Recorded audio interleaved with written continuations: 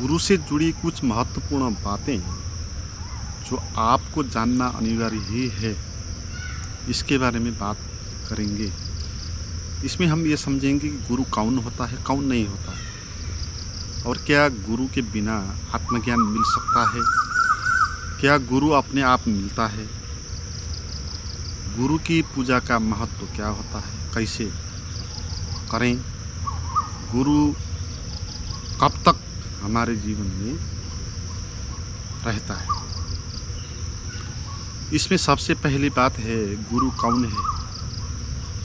जो अपने को गुरु नहीं कहता, जो आपको किसी भी अंधविश्वास में नहीं डालता, आपको पूर्ण मुक्त होने के लिए एक वैज्ञानिक दृष्टि देता है और आपको कभी रोकता नहीं, जर्नी में कहीं भी आपको रोकता नहीं, और अंत में जो आपको हर चीज़ से मुक्त करेगा, खुद से भी मुक्त करेगा, वो गुरु अपने से भी आपको मुक्त करेगा, आपसे भी आपको मुक्त करेगा। मगर गुरु कौन नहीं होता है? जो अपने को गुरु बताता है कि गुरु हूँ, वो गुरु नहीं हो सकता। और जो आपको अंधविश्वास में डालता है, आपको रोकता है कहीं पर भी, और आपको पूर्ण मुक्त होना नहीं देता, आपको कहीं ना कहीं किसी न किसी तरीके से अपने साथ जोड़ना चाहता है। आपको अपना कुछ साधन बनाता है, तो वो असली गुरु नहीं हो सकता। क्योंकि गुरु बनने के लिए आत्मज्ञान पाना तो नहीं होता है ना। आत्मज्ञान तो खुद को जानने के लिए होता है, और कोई आदमी अगर खुद को जान लेता है तो फिर वो गुरु बनना नहीं चाहता। गुरु की तरफ से वो किसी का गुरु होना नहीं चाहता, उससे कुछ मिलने वाला नहीं है किसी का गुरु होके, क्योंकि उसने तो पा लिया अपना आत्मज्ञान जो है, उसको अब कोई भी कमी नहीं है। इसलिए गुरु बनना क्यों चाहेगा? और गुरु बनना एक जटिल काम भी है। आप किसी का गुरु बनते हो तो उसको आप पूरा ही सिखाना पड़ेगा, उसको सही डायरेक्शन देना होगा, एक उलझन की भी बात होगी। इसलिए जो आत्मज्ञानी है ना, वो गुरु बनना नहीं चाहते। और आत्मज्ञान पाना और गुरु बनना ये अलग बात होती है। अपने को जानना आत्मज्ञान होता है। गुरु बनना चाहता है अगर कोई, उसका अर्थ है वो कुछ व्यापार करना चाहता है। गुरु बन के व्यापार किया जा सकता है ना, बहुत सारे लोग कर रहे हैं। गुरु का ढोंग करके लोगों को मैनिपुलेट किया जाता है, किया जा सकता है। मैंने कहा शिष्य की तरफ से गुरु हो सकता है, होता है। और ऐसा गुरु क्या अपने आप मिलता है या हमको ढूंढना पड़ता है, इसको समझना है। इसमें जो असली गुरु है उसको आप ढूंढ नहीं पा सकते, ढूंढ नहीं सकते उसको, वो अपने आप ही मिलता है, हम ऐसा कह सकते हैं। आप उसको ढूंढ नहीं सकते। क्यों? क्योंकि हम जो लोग होते हैं, हम जैसे होते हैं उस हिसाब से हम गुरु को ढूंढते हैं। आप हमारी चेतना की स्थिति क्या है, हमारा विश्वास कैसा है, उस हिसाब से हम गुरु को ढूंढते हैं। अगर हम भूत प्रेतों पर विश्वास करते हैं तो हम उन गुरु को ढूंढेंगे जो तांत्रिक होते हैं, स्मशान में जाके जो साधना करते हैं, इस टाइप के गुरु को हम खोजेंगे और इस टाइप का गुरु को इतना मानेंगे कि उनके शिष्य हो जाएंगे और उनकी परंपरा आगे चलते जाती है। आप भविष्य को ज़्यादा वैल्यू देते हो, भविष्य की बात जानने को, तो आपके लिए फिर भविष्यवाणी करने वाला बड़ा गुरु हो जाएगा। तो फिर आप ऐसे भविष्यवेत्ता के वहाँ जाओगे और उसको गुरु मान के आओगे। आप थोड़ा साइंस में विश्वास करते हो और हीलिंग में डिवाइन पावर काम करता है, तो ऐसा आपको विश्वास होता है, तो आप उसको गुरु मानेंगे। तो इस टाइप का सिखाता है, रेकी सिखाएगा, हीलिंग करना सिखाएगा। तो एक तांत्रिक, आप 1008 वाले बाबा को खास बाबा मानते हो, आपके लिए ब्रह्मचर्य करना, महत्वपूर्ण है, आप इस बात को मानते हो और आप 1008 टाइप के जो बाबा जी होते हैं ऐसे वेशभूषा लगाते हुए पारंपरिक और ब्रह्मचर्य का पालन करते हुए बैठे हैं, तो आप उनको जाके गुरु मानेंगे? तो आप जैसे हो ना, आप उसी टाइप के गुरु मानते हो, मगर सही गुरु तुम मान नहीं सकते। क्योंकि अगर सही गुरु कैसा होता है वो आपको पता होगा तो आप तो गुरु के पास जाएंगे ही नहीं, आप तो उससे दूर जाएंगे। क्योंकि आप तो उस टाइप के गुरु को चाहते हो जो आपको कुछ दे, आप जो मांग रहे हो ना उसकी जो पूर्ति करते। आप मांग रहे हो धन दौलत को, तो वो गुरु आपको मंत्र दीक्षा देगा और उससे आपको धन हासिल हो जाएगा। तो तुम जो मांगते हो ना वो पूर्ति जो करता है वही गुरु के पास आप जा सकते हो। क्योंकि आपके भीतर कुछ चाह है ना, आप कुछ पाना चाहते हो। जो धन पाना चाहता है तो उस टाइप के गुरु के वहाँ जाएगा, जो पद चाहता है तो उस टाइप की में जाएगा, जो बीमारी का इलाज करना चाहता है तो उस टाइप के गुरु की में जाएगा, जो ब्रह्मचर्य पालन करने को महत्व उस टाइप की में जाएगा। मगर आप यहाँ पर कुछ न कुछ विश्वास पहले ही मान के बैठे हो और आप गुरु ढूंढ रहे हो, तो आप असली गुरु कैसे ढूंढ सकते? असली गुरु ढूंढना एक बड़ा रिसर्च है, उससे बड़ा रिसर्च कोई है नहीं।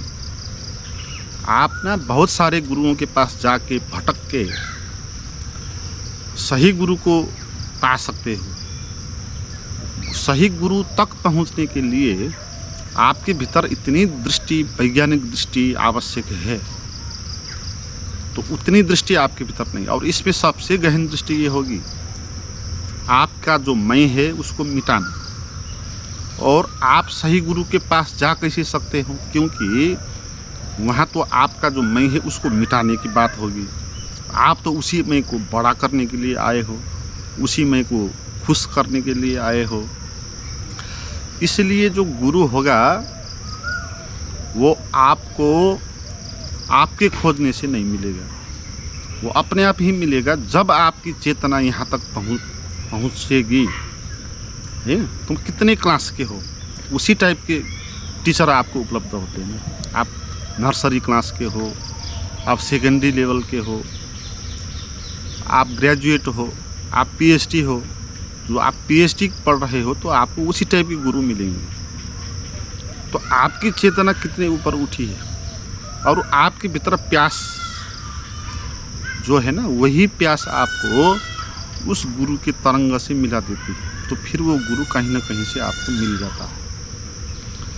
तो आप कहीं रुकेंगे नहीं, आगे बढ़ते जाएंगे। किसी भी गुरु को सही मान के वहीं आप बैठ गए, उसी की माला लेके, उसी की साधना करके आप बैठ गए, तो आप उन गुरु तक कहीं कभी भी पहुंच नहीं पाएंगे। और बहुत 90% लोग का ऐसा ही हो रहा है। जैसे कोई 1008 वाले गुरु को मान रहा है तो उसके वहाँ के रुक गया, बैठ गया, उसी की माला डाल लिया, वो जो कहता है उसी को मान लिया।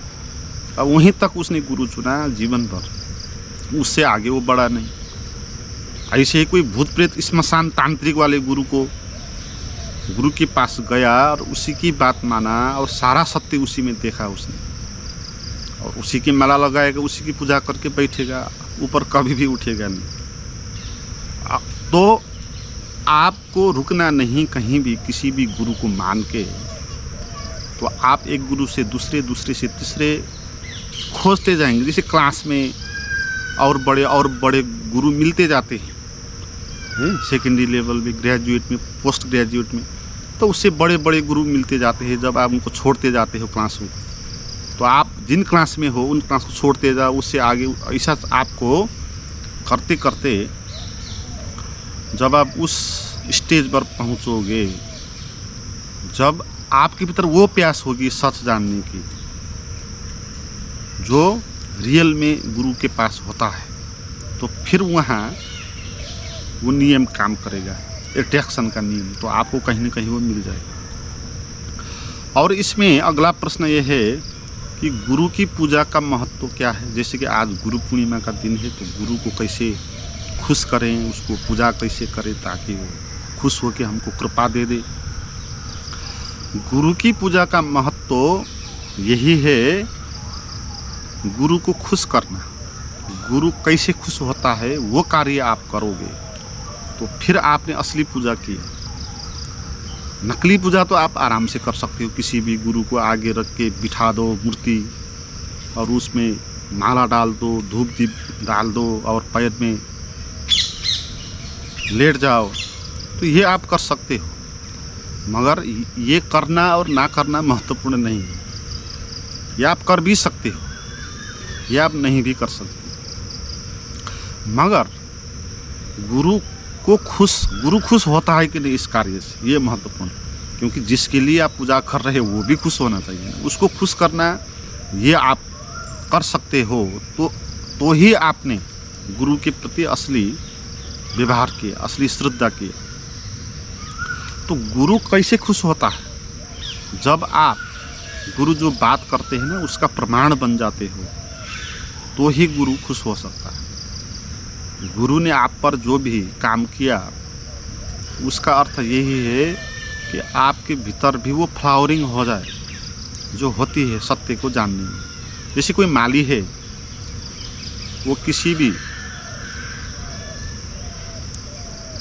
फूल को लगाता है तो जो फ्लावरिंग होता है तब वो खुश होता है, उससे आगे वो खुश नहीं होता, काम चलता रहता है। तो गुरु की जो बातें हैं उसका प्रमाण आप बन जाओ। आप गुरु जो साची कहते हैं, जिस शून्य की बात करते हैं, जिस चैतन्य अवेयरनेस की बात करते हैं, तो उसको आप प्राप्त हो जाओ, तो वो सबसे बड़ा कर्म होता है आपका। तो वहीं पर गुरु खुश हो सकता है। तो आपका और कुछ करने से गुरु खुश नहीं हो सकता, और वो सब अंधविश्वास है और दिखावटी है। तो गुरु की पूजा का यही महत्व होता है। और इसमें आखिरी प्रश्न ये होगा कि गुरु कब तक होता है हमारे जीवन में? गुरु तब तक होता है जब तक हमारे भीतर हमारा मैं रहता है। जब मैं मिट जाता है तो फिर गुरु भी मिट जाता है और आप कोई तीसरे हो जाते हो, ना आप रहते हो ना गुरु रहता है। क्योंकि गुरु तो वो नहीं है जो आप विश्वास करते हो। तो आप गुरु को जान नहीं सकते, क्योंकि जब आप गुरु के जैसे ही हो जाएंगे तभी आप गुरु को जान सकते। उससे पहले गुरु कैसा है आप जान नहीं सकते। और जो गुरु के बारे में जो आपकी धारणा होगी वो क्या होगी? जैसा आपका मैं है उसी के आधार पे आप अपने मैं को क्या मानते हो, अपने को क्या मानते हो कि आप इस शरीर हो, तो आप गुरु को भी मानेंगे कि गुरु यानी एक शरीर। आप अपने को जात, धर्म, पेशा इत्यादि के आधार पे पहचानते हो, तो गुरु को भी इसी तरह इस जात का गुरु, इस कलर का, इस धर्म का, तो इस आधार पर आप गुरु को पहचानते हो। मगर गुरु वो होता है जिसके भीतर कोई आइडेंटिटी नहीं होता मैं की। तो उसका न कलर होगा, न जात होगा, न कोई रूप होगा, है ऐसी उसकी स्थिति है। मगर हम जब गुरु को सोचते हैं तो हम अपने मैं के आधार पर ही सोचते हैं। गुरु को भी इसी तरह सोचते हैं जैसे हम अपने को सोचते हैं। अपने को मैं होकर सोचते हैं तो गुरु को भी तू होकर सोचेंगे, वहाँ डुअलिटी आ जाएगी और गुरु और आप दो हो जाएंगे, हैं। मगर जब आपके भीतर का मैं भाव मिटता जाएगा तब क्या होगा? बाहर भी जो गुरु के प्रति आपकी धारणा थी ना वो भी मिटती जाएगी, है। गुरु की जो धारणा थी आपकी कि गुरु एक शरीर है, या गुरु एक नाम है, गुरु एक रूप है, कोई वस्तु है, कोई बड़ा है, इस टाइप का जो भी आपका धारणा है ना वो धारणा भी मिटता जाए। इधर आप शून्य होते जाओगे, उधर गुरु भी शून्य होता, आप विलीन हो जाओगे, वहाँ गुरु भी विलीन होगा। जब ऐसी घटना घटेगी, आपके भीतर मैं का भाव मिटेगा तो गुरु भी अपने आप मिट जाएगा। और वहाँ पर तीसरी स्थिति आ जाएगी आपकी। और वो तीसरी स्थिति में क्या है? न आप हो न गुरु हो, केवल एक ही अस्तित्व है जो सदा है, सर्वदा है। ठीक है।